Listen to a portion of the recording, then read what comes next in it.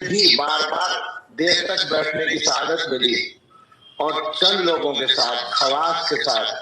ایک دو حضرات کے ساتھ بھی بار بار بیٹھنے کی سعادت ملی۔ ہم نے ان کے اعمال کو یا ان کی باتوں کو یا ان کی سوچ کو جلوت و خلوت میں ایک جیسا پایا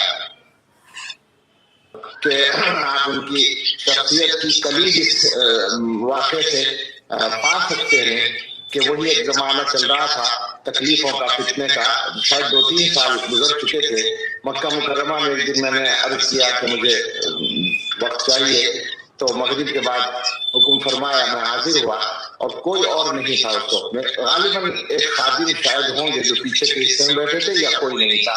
اس وقت میں بات چل رہی تھی انہیں حالات پر، اور میں اپنی جیسی کہہ رہا تھا اور تشویش میں مبتلا تھا۔ تشویش یا فکر تو حضرت کو بھی تھی، بوجھ تھا ان کے دماغ پر اس کا۔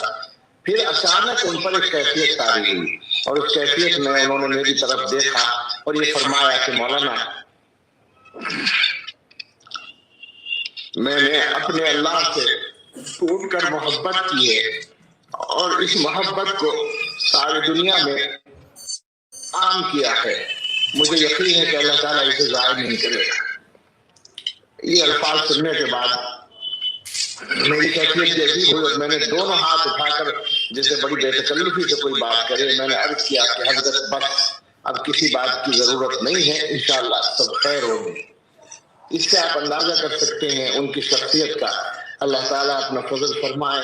اللہ ہمارے حال پر رحم فرمائے، اللہ حضرت کے ساتھ اپنی خاص رحمت کا معاملہ فرمائے، اللہ حضرت کے صاحبزادگان حضرت مولانا حبیب اللہ صاحب، حضرت مولانا سیف اللہ صاحب، ان کی بہن اور ان کی والدہ جو ہم سب کی اماں جان ہیں، اللہ ان سب کو سلامت رکھے، اور مختصر یہ کہ حضرت کی دعائیں ان سب کے حق میں قبول فرمائے اللہ تعالیٰ، اور اللہ حضرت کے کام کی حفاظت فرمائے، حضرت کے خدام کے لیے اللہ